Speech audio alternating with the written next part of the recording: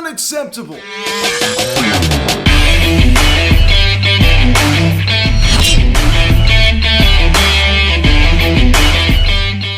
Yo, what is going on, everybody? Welcome to Phillies Social Media to recap of tonight's game between the Philadelphia Phillies and the Toronto Blue Jays. As the Phillies lose 6-2 to the Blue Jays as they get swept out of this quick two-game series. And I'm not sure how in the world do you expect to win a game when you only collect 2 hits. 2! Now guys, before we get into this video, please subscribe if you haven't yet. Please ring the bell. Please like this video, comment on this video, share this video. And let's get into this. After striking out 14 times the night before, you come back out the next night and strike out 9 times. 9 times.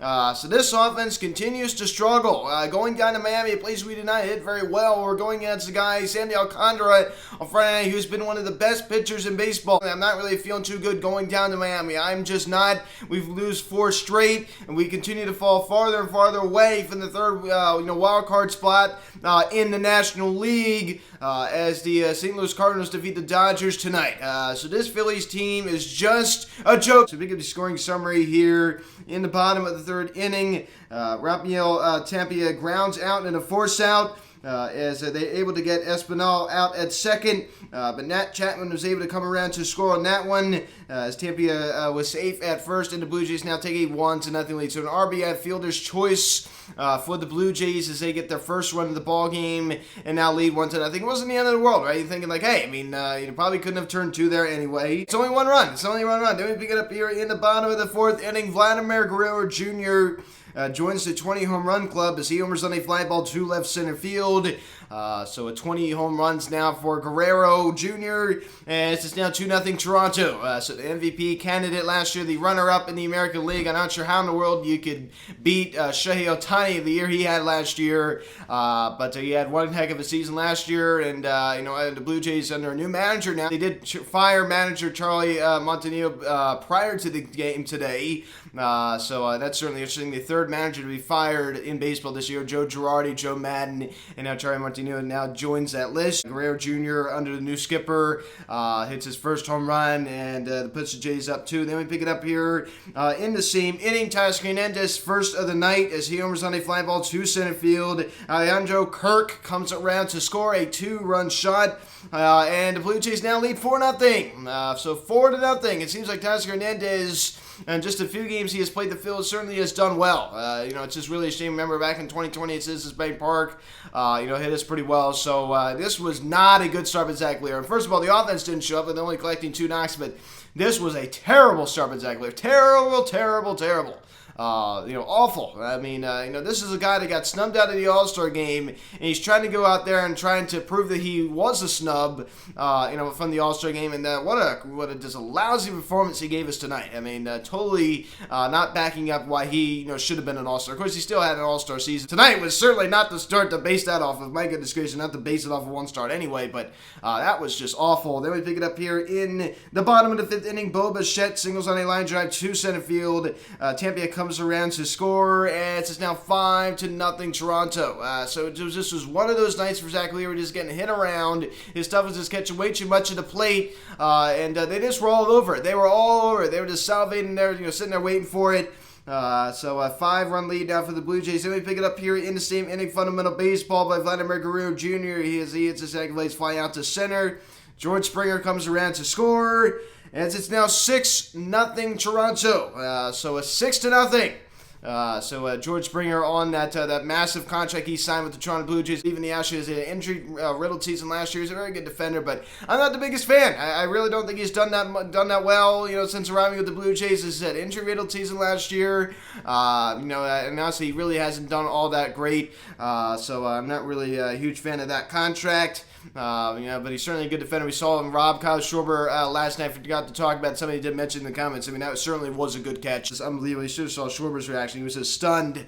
6-0 Blue Jays, and Rob Thompson did not let Zach Lear finish that inning. I understand why he just didn't let Zach Lear finish that inning. The damage was already done. Just let him get through 5.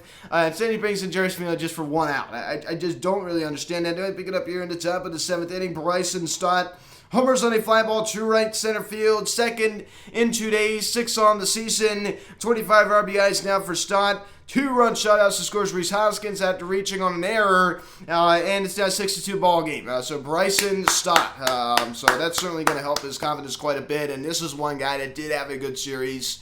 So clap it up for Bryson Stott. 2 knocks last night. And then he comes back tonight and hits the 2-run home run to right field. So how about that? Back-to-back nights he homers. So hopefully he's going to be having a big series going into the final series before the All-Star break down in Miami.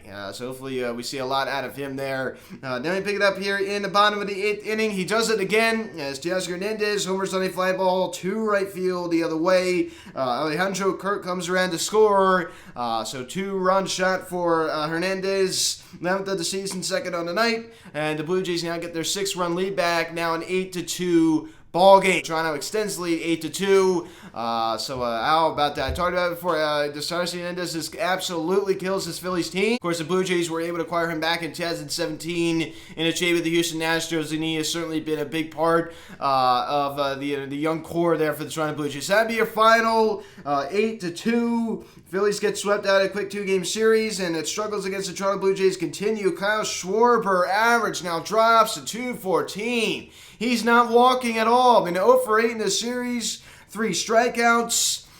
He didn't look good on Monday night. My goodness gracious. OPS now drops to 836, and he's just really free falling. 074 in the last 7 games, a 138 OBP, and I think that's just the biggest glaring thing to me. The OBP is just dropping. He's not even walking right now. This has been a really rough stretch for Kyle Schwarber. This is really just a shame. Rhys Hoskins, a hitless performance tonight. He also was able to reach on an error. Average now drops below the 250 mark. Now sits at 248. And Nick Castellanos, the one knock tonight was that double. He was collecting a lot of one-hit games, but it is what it is. Average still sits at 251. And that double he hit tonight was able to push his OPS just 1 point up. Now it sits at 672 or 671 going into tonight's game. Derek Hall gets to start at the cleanup spot again as he goes hitless and strikes out 1. So not much out of him. He didn't really have a good series. Nobody had a good series here. Kyle Schwarber had an awful series. Nick Castellanos had a better series than Kyle Schwarber.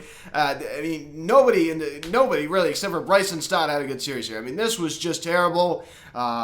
Speaking of Bryson Stott, that's 5th tonight. That certainly proved to be a good move for sure as he launches that home run to right center. The 2-run shot, a 187 average now for Stott, 557 OPS. I talked about it this morning, and I'll say it again. It was last 15, 255, a 352 OBP. I really love that 352 OBP.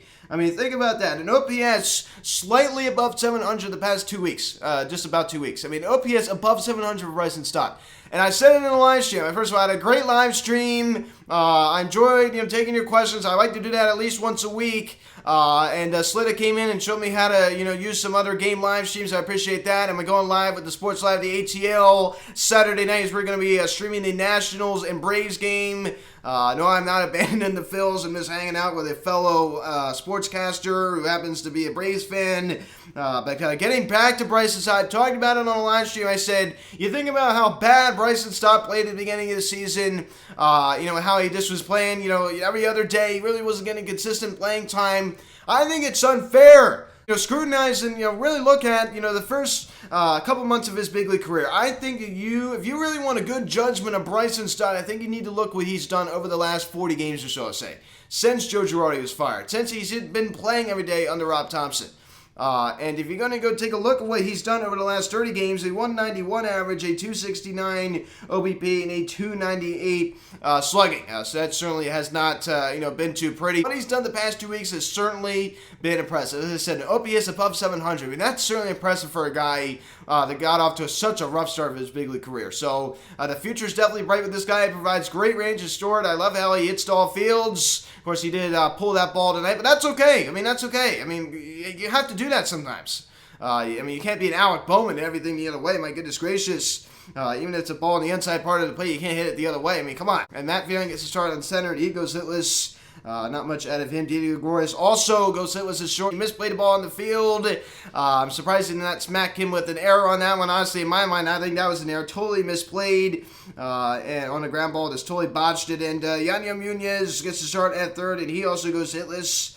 Garrett Stubbs gets to start behind the plate. I thought there was a possibility maybe Rafael Marchand would get to start tonight, but he did not. and Garrett Stubbs went hitless behind the plate. So he struck out 9 times today as a team. 9!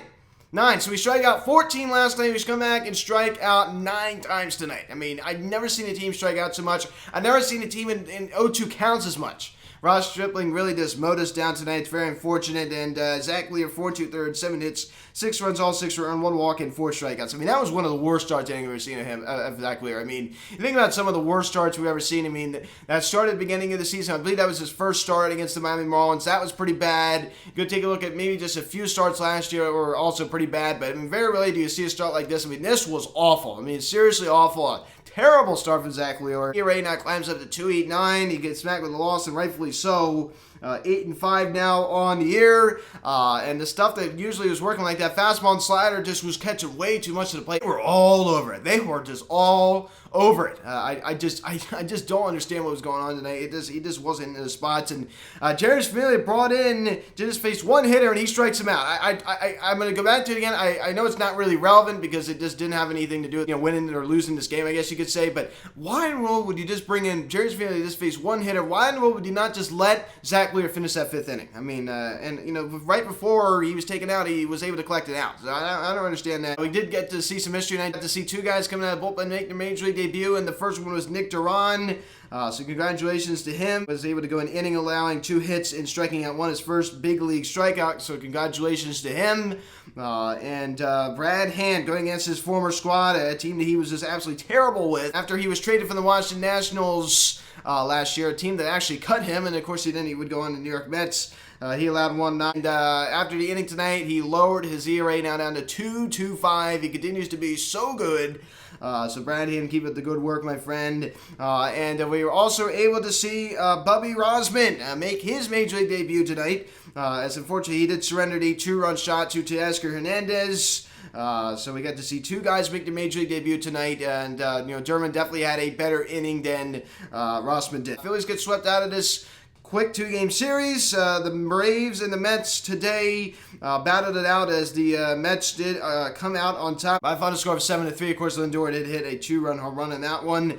And the Nationals were swept out of a doubleheader by the Seattle Mariners. The Nationals are now 30-60. My gosh, they're just so bad. How about the Baltimore Orioles? They're going to be over 500. The Baltimore Orioles are going to be 45-44. I mean, wow. How about that? The Baltimore Orioles have been one of the best stories of baseball this year. I can't believe how much better they've gotten. It's just so hard to believe.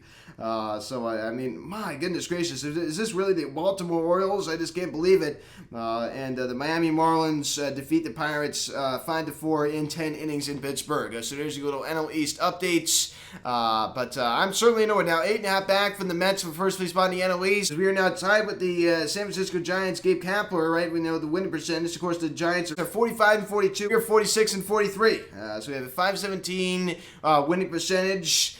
We trail right now at 1.5. As I said, it's going to be more than that. Off day tomorrow, very much needed. I mean, this team really needs a day off. It really needs to rest. I mean, 4 straight losses. It's just maddening to me. It's just maddening when you think this team has it together and they never, ever can get the job done. It just drives me crazy. I mean, you get 7 games over 500 and you go back and then lose 4 straight. How in the world can you get any more Phillies? It just drives me crazy. It's so predictable. Oh my gosh. And Michael Barkhan had said, even before the game, he said, a once promising road trip after winning the first 2 has now turned into a disaster. That certainly is a good way to sum it up. 6:40 the first pitch, Friday, Miami Beach, Florida. Kyle Gibson, 4-3 with a 4.53 ERA. Going against Sandy Alcantara, 9-3, they won 7.3 ERA. So this is certainly going to be a tough task. You think this offense is scuffling? I mean, luckily you do get the day off tomorrow. We can clear the head. Hopefully Kyle Schwarber can maybe get it going a little bit, right? Hopefully he can get back into a groove. Nick Castellanos seems to hit well down there. He's going back home, right, to where he grew up. And he grew up in Miami. He's a Miami guy. Of course, we're going to have JT back, which is nice. So hopefully we can get the job done. To at least take 2 out of 3 from this Marlins team. It's not going to be easy. It is not going to be easy. So guys, thanks so much for watching this video. Please subscribe if you haven't yet. Please turn on the bell. Please like this video, comment on this video, share this video. Check out the social media link in the description section. At Phillies Media, Instagram, follow me on Twitter at BeyondSoMedia. Card text 267-225-3292. Email me PhilliesMedia@gmail.com. So guys, thanks so much for watching. Off day tomorrow, 6:40 first pitch Friday night. Gibson Alcantara. I'm Luke and I'll talk to you later. Let's go Phils. I'll see you guys.